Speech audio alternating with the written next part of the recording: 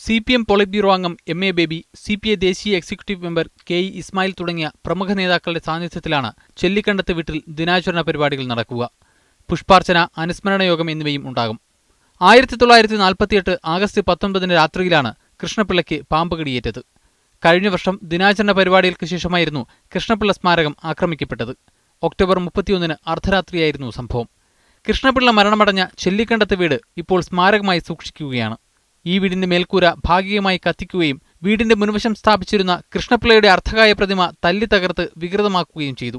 ആദ്യം local police അന്വേഷിച്ച case ഇപ്പോൾ ദക്ഷിണ മേഖല ADGPയുടെ നേതൃത്വത്തിൽ ക്രൈംബ്രാഞ്ച് ആണ് അന്വേഷിക്കുന്നത്. പ്രാദേശിക നേതാക്കൾ, നാട്ടുകാർ, കൊട്ടേഷൻ സംഘങ്ങൾ തുടങ്ങി 500ഓളം പേരെ ഇതിനകം ചോദ്യം ചെയ്തു. സംഭവവുമായി ബന്ധപ്പെട്ട് VS പക്ഷക്കാരനായ DYFI നേതാവിനെയും യൂത്ത് കോൺഗ്രസ് നേതാവിനെയും നുണപരിശോധനയ്ക്ക് വിധേയമാക്കാൻ അന്വേഷണ സംഘം തീരുമാനിച്ചെങ്കിലും ഇവർ നിസ്സഹകരിച്ചതിനെ തുടർന്ന് നടന്നില്ല. പാർട്ടി ഗ്രാമം എന്നറിയപ്പെടുന്ന പ്രദേശത്ത് പുറത്തുനിന്നുള്ളവർ ഇത്തരത്തിലൊരു സംഭവം ആസൂത്രണം ചെയ്യില്ലെന്ന നിഗമനത്തിലാണ് അന്വേഷണ സംഘം. ഇന്നലെയും 4 പേരെ ചോദ്യം ചെയ്തിരുന്നു. എന്നാൽ കേസിൽ കാര്യമായ പുരോഗതിയുണ്ടാക്കാൻ അന്വേഷണ സംഘത്തിന് കഴിഞ്ഞില്ല. മീഡിയ 1 ആലപ്പുഴ.